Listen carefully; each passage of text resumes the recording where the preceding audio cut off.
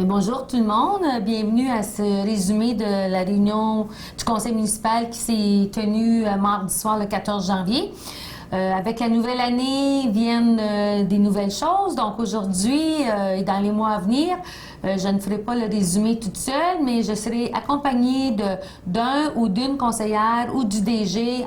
Bon, dans le fond, il va y avoir quelqu'un d'autre avec moi. Comme ça va être question de faire ça un dialogue et non un monologue. Donc, aujourd'hui, j'accueille M. Pierre Bérubé. Pierre est conseiller au siège numéro 3. Son dossier, c'est la sécurité publique. Mais bonjour, Pierre. Bonjour, Nicole. Merci d'être là. Ça me fait plaisir. Pareillement. Bon, donc, pour commencer, parle-nous un petit peu, question que les gens te connaissent, à savoir qu'est-ce que ça fait, qu'est-ce que ça mange en hiver un conseiller municipal. Donc, dossier numéro 3, sécurité publique, quels sont les dossiers dont tu t'occupes? Eh bien, en tant que responsable du dossier sécurité, j'ai à coordonner plusieurs choses, à m'informer. On va commencer par d'abord celle que les gens connaissent le plus, c'est la sécurité incendie. Alors, une fois par mois, je me rends aux réunions des pompiers pour être capable de m'informer sur les questions qui les achalent ou les questions pour lesquelles ils ont besoin des réponses. Et aussi faire un peu de coordination là, avec le chef au niveau du budget et des dépenses, etc.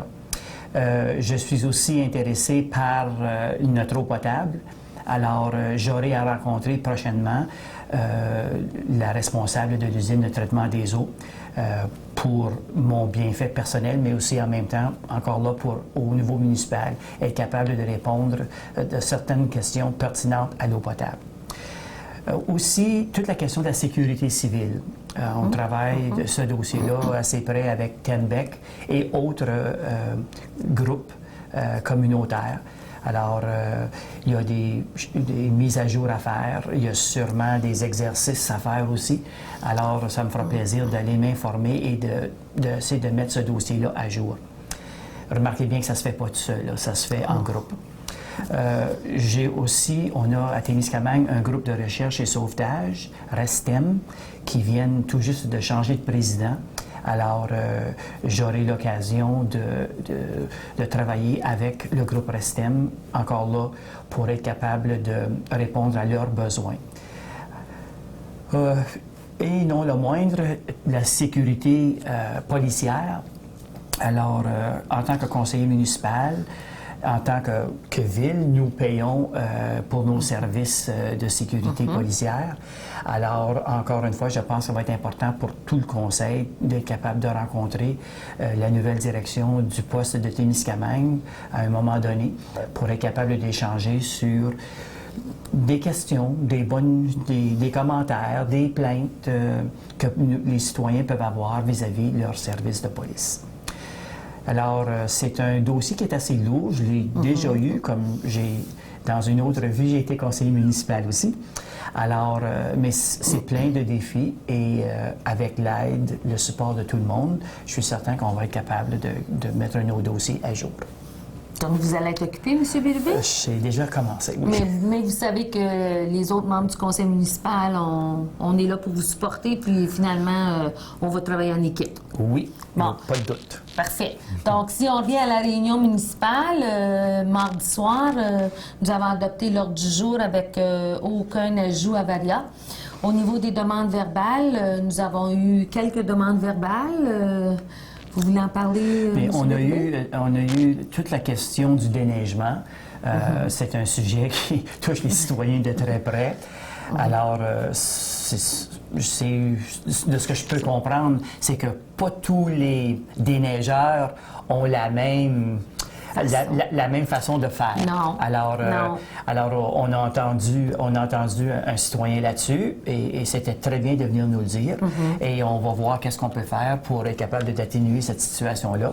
Puis en même temps, ça va peut-être satisfaire d'autres contribuables aussi qui vivent un problème semblable. Oui, tout à fait. C'est sûr que l'hiver que nous connaissons, c'est exceptionnel avec la bordée de neige que nous avons eue tout de suite après le jour de l'an, puis qui n'arrêtait pas, là, dans le fond.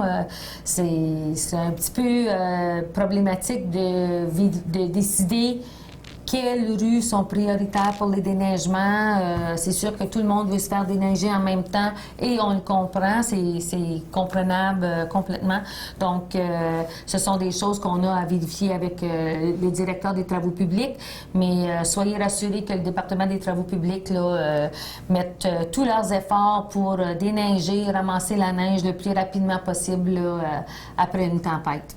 On a aussi, cette année, comme conseil, on a aussi priorisé les trottoirs. Oui, et on s'est donné comme mandat qu'il y ait au moins un côté de la rue, c'est le côté normalement qui a le trottoir et l'éclairage, c'est ce côté-là qui va être déblayé aussi. Pour assurer, pour que les citoyens peuvent marcher autant que possible sur les trottoirs et non dans la rue. Alors là aussi, il y a du nouveau là parce que pendant plusieurs années, plusieurs trottoirs n'ont pas été faits. Alors là, il faut que nos employés remettent la roue à l'épaule pour être capable de régler ça parce qu'on y tient, on pense que c'est très important que ça soit fait et bien fait. C'est ça.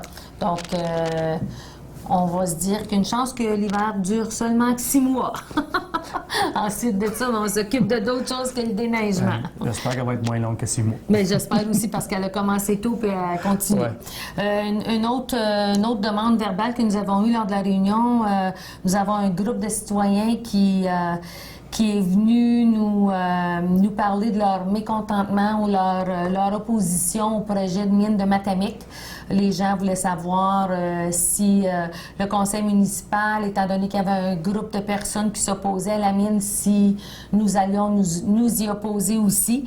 Donc, la réponse qui a été faite au groupe, c'est vraiment le conseil municipal. Nous gardons notre décision que nous avions prise en novembre 2012. C'était de supporter le projet de mine Matamic à condition que tous les règlements environnementaux, provinciaux, fédéraux, même municipaux soient respectés.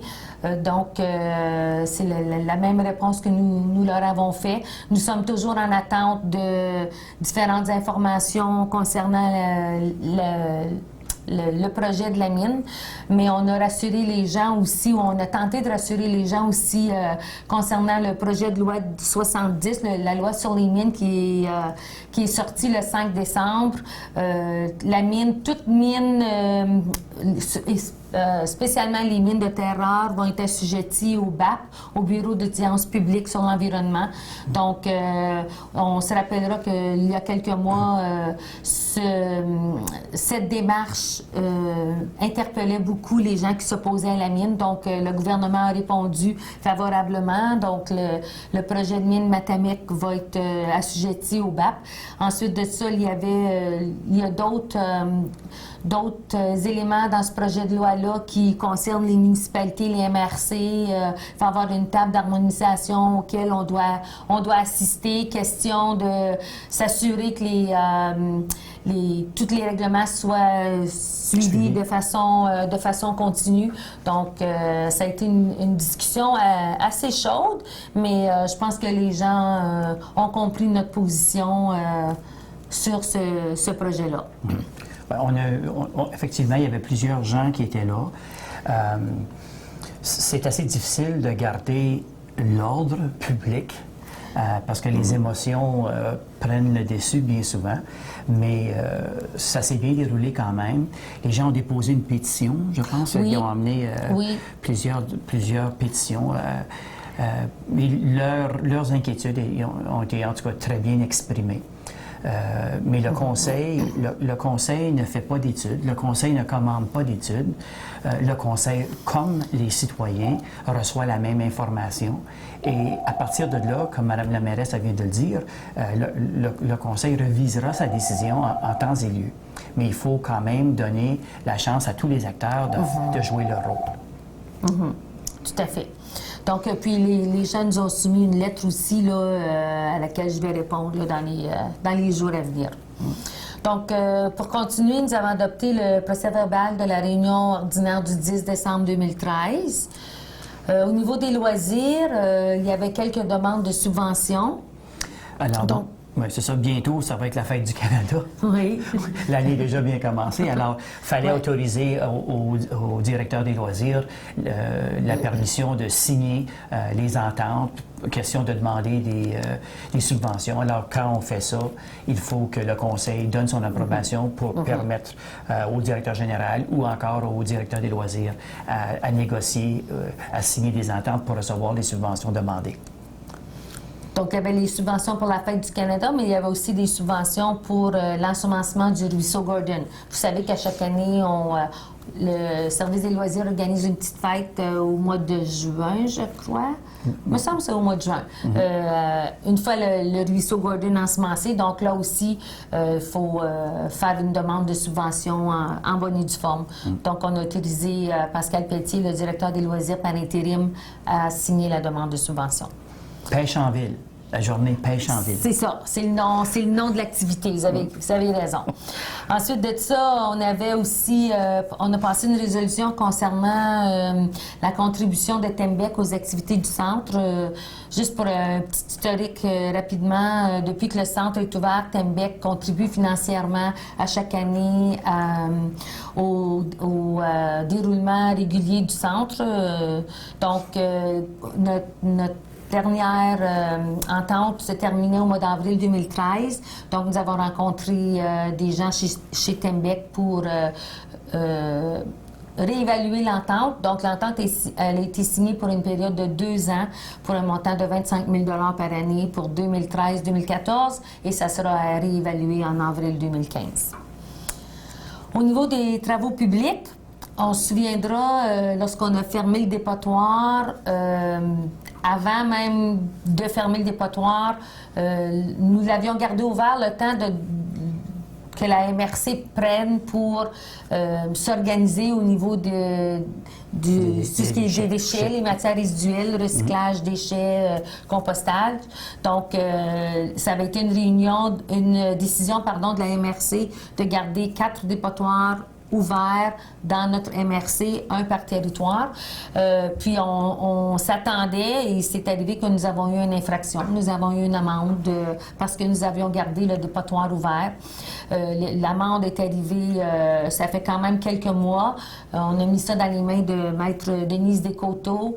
Elle a négocié avec le ministère des Ressources naturelles et finalement, on va être capable de régler cette contravention-là hors cours. Mais pour ce faire, la municipalité, la ville, on doit plaider coupable.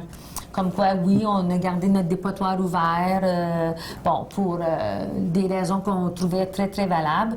Donc, on a dû passer une résolution admettant notre culpabilité et disant que nous allons défrayer les frais. Par contre, les frais vont être défrayés par la MRC qui faisait partie de l'entente qu'on avait eue lorsqu'ils nous avaient demandé de garder le dépotoir ouvert. Donc, ça faisait partie des discussions à cet effet à la réunion. En urbanisme, nous avons eu quelques demandes aussi. Oui, alors à l'urbanisme, résident au 46 rue Outlook a demandé une modification au règlement de zonage pour être capable de transformer les logis davantage, pour être capable d'accompagner ou de recevoir plus de locataires. On sait que présentement, à Témiscamingue, c'est un problème, le logement. Alors, le conseil municipal a acquiescé à cette demande. Également, un autre citoyen, il y a quelque temps, avait demandé d'acheter une partie de terrain et cela va se régulariser sous peu. L'arpenteur géomètre a soumis un plan et qui va finalement être accepté au niveau cadastral par le ministère. Alors, on va être capable de régulariser cette situation-là très, très tôt. Et enfin, une demande de servitude. Le commerce au 557 chemin Kipawa a des installations qui sont sur le territoire ou sur le terrain municipal, mais elles sont là depuis le début des temps. Alors, on va tout simplement accepter que les choses continuent ainsi parce qu'elles ne nuisent pas au transport ou à la circulation au niveau du municipal. Et de cette façon-là, cette personne-là pourra clore ce dossier-là et être en bonne et due forme. En règle. Oui. C'est ça. C'est ça. Donc, ça fait le tour au niveau de l'urbanisme. Au niveau de l'administration, nous avons approuvé la liste des comptes à payer et des déboursés pour le mois de novembre. Pour le mois de décembre. En décembre, on avait eu des factures pour 443 751 rien d'anormal, rien de autre que des factures un petit peu plus grosses pour les travaux qui ont été faits sur la rue Humphrey au parc Paul-le-Benoît cet été, mais à part de ça, ce sont les factures régulières du mois. Oui, je dirais ça moi aussi. Oui. Oui. Ensuite de ça, le directeur général, M. Paquin, nous a déposé la situation financière au 30 novembre. Sur un budget de 5 695 000 les revenus, les dépenses là, suivent leur cours tel qu'anticipé et on prévoit toujours terminer l'année avec un petit surplus de 33 000 Donc, je pense qu'au niveau de gestion du budget, on est pas mal dedans. Oui. On est pas mal dedans. Ensuite de ça, il y avait le fameux code d'éthique et de déontologie des élus. Oui, alors effectivement, à chaque année, ça va être à chaque année ou à chaque année? Oui, à chaque année. Je pensais, les élus municipaux doivent répondre, ils doivent se conformer à un code d'éthique.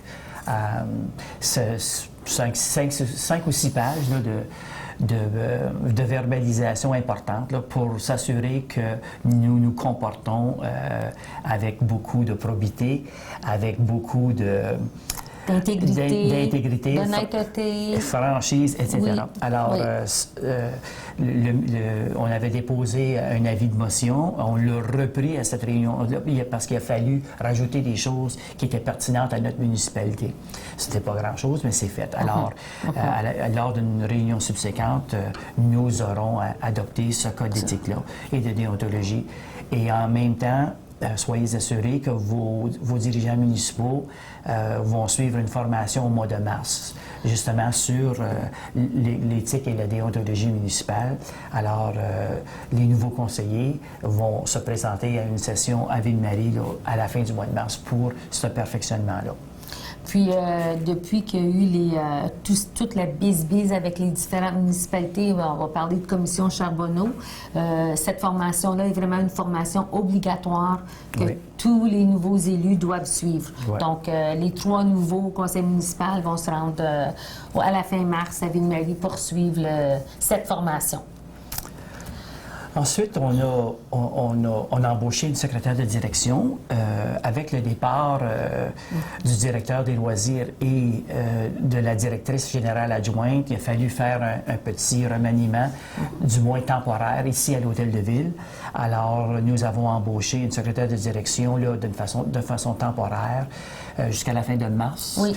Pour le moment, pour être capable de continuer à répondre aux demandes des citoyens. Et aussi, c'est le temps de l'année où on doit refaire nos finances municipales pour l'année 2014. Alors, vous comprendrez qu'on ne peut pas être sans personnel. Alors, il y a quelqu'un qui a été embauché pour être capable de nous aider à bien fonctionner au niveau de l'Hôtel de Ville. Ensuite de ça, vous savez, pour faire fonctionner une ville de façon efficace, on a besoin des sous.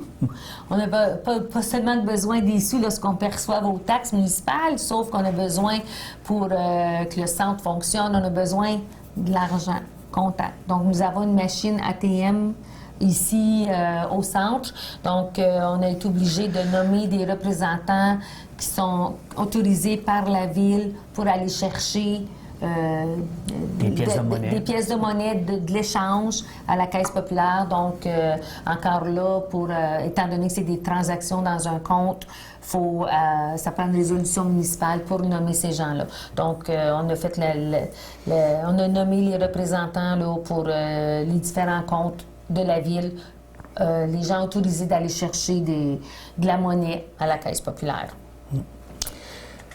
Et on a aussi été demandé d'appuyer la municipalité de la Verlochère pour la construction d'une résidence pour personnes âgées. Alors, Vous connaissez, à Témiscamingue, on a la même problématique. On cherche, nous aussi, à répondre aux besoins de nos personnes âgées. Et on sait que dans un futur pas tellement loin, on va en avoir besoin. Alors, la municipalité de la Verlachère veut faire de l'hébergement, elle aussi. Alors, elle a demandé l'appui de toutes les municipalités du Témiscamingue à son projet. Cela ne coûte rien. Alors, c'est un appui moral qu'on leur donne et on était bien contents de le faire et on leur souhaite bonne chance dans le développement de leur projet. Puis, à un moment donné, on demandera un retour d'ascenseur pour appuyer le note. Bien sûr, bien sûr. Donc, le dernier point d'administration, c'était vraiment l'échelle salariale 2014. Donc, nous avons pensé une résolution pour approuver l'échelle salariale de tous nos employés pour l'année 2014, selon un document qui nous avait été présenté. Et le tout est effectivement rétroactif au 1er janvier. Donc, ça faisait pas mal le tour de l'ordre du jour. Ensuite de ça, nous avons eu un petit peu un compte-rendu des différents comités. Monsieur Yves Ouellette, qui s'occupe de l'urbanisme, avait une petite demande à faire. Oui, en fait, le comité consultatif d'urbanisme est un comité qui est formé de citoyens ainsi que de l'inspecteur municipal et du conseiller responsable, qui est M. Yves Ouellette. Alors, ces gens-là, ils sont à la recherche de citoyens ou citoyennes qui seraient intéressés à siéger sur ce comité-là. Alors, si cela vous intéresse, venez donner votre nom à l'inspecteur municipal, faites-le par téléphone ou faites-le en personne. Ça serait intéressant d'avoir une gamme de citoyens pour ce comité-là. C'est un comité qui fait des recommandations au conseil municipal. Alors, l'implication citoyenne est très importante. Si je ne me trompe pas, Pierre, le CCU, Comité consultatif en urbanisme, se réunit gros maximum une fois par mois, puis souvent il y a des mois qu'il n'y a pas de réunion. Donc ce n'est pas vraiment un comité qui est très, très exigeant, mais c'est toujours intéressant d'avoir l'avis des citoyens concernant, parce que le CCU, c'est vraiment tout ce qui est règlement de zonage, dérogation mineure, des choses comme ça. Donc, ça fait partie des tâches de ce comité-là. Oui. Ensuite de ça, en loisirs, M. Lacasse nous a fait part des parties des Titans qui continuent, soit les 17, 18 et 31 janvier. Ensuite de ça, nous avons le 19 janvier, nous avons le défi coupe. Donc, si ma mémoire est bonne, ça, c'est une activité là, familiale qui ramasse des fonds, puis après ça, qui le partage avec d'autres organismes communautaires. Oui. Nous avons aussi, à la fin janvier, la fin de semaine du 24-25 janvier, le tournoi des hommes, qui est toujours intéressant. Puis, il va y avoir aussi une danse là, le samedi soir, ici au centre. Puis, c'est la période d'inscription pour tous les cours qui vont se donner pendant l'hiver, que ce soit les cours de natation, d'aquaforme, aquathérapie, le zumba, judo, quel autre cours, là? En tout cas, c'est pas mal ça, là, les différents cours. Là, donc, juste à venir au centre, vous inscrire ou vous informer. Ou vous pouvez toujours téléphoner aussi pour avoir des renseignements. En sécurité publique, bien, M. Bérubé. Oui, je vous l'ai dit au début, j'ai rencontré divers intervenants, puis il en reste encore quelques-uns à rencontrer. Alors, pour le moment, ça va aller. Après ça, du côté du développement économique, eh bien, on a invité les gens de l'Association touristique régionale Abitibi-Témiscamingue et de la MRC ici à Témiscamingue le 22 janvier pour parler tourisme. Alors, cette réunion-là est assez importante parce qu'on veut que les autres partenaires du développement touristique dans notre région soient au courant de nos projets. Et en même temps, bien, on peut connaître qu'est-ce qui se dessine au niveau de la région en tourisme. Tout à fait, parce que là, nouvelle de dernière heure, hier, il y a eu une conférence de presse à Ville-Marie où M. Chapadeau a annoncé officiellement la création du parc au Pimlican et les sommes, parce qu'il nous avait annoncé des sommes de 26 millions qui allaient être investies ici. Maintenant, c'est 40 millions. Donc, ça a été officialisé hier lors d'une conférence de presse. Donc, pour se préparer à l'avenue du parc, je pense que c'est important là, que tous les intervenants touristiques se rencontrent s'assurer d'être prêt pour 2017, sinon avant. Donc, ça fait pas mal le tour. Juste pour vous aviser que la prochaine rencontre du conseil municipal va être une réunion extraordinaire, lundi, le 27 janvier à 19h, et ça va être strictement sur l'adoption du budget. Donc, si vous voulez savoir de quelle façon on utilise vos sous, on vous invite à la réunion. Et la prochaine réunion sera le 11 février, la réunion régulière le 11 février à 19h, toujours dans le Salon des Jardins. Et voilà, on a fait le tour. Bien, merci, M. Bérubé. Je pense que c'est pas mal plus intéressant à deux qu'un monologue toute seule. Donc, ça me fait plaisir. Puis, on va vous revoir dans les mois à venir. Ouais, sûrement. Merci. À la prochaine. Au revoir tout le monde.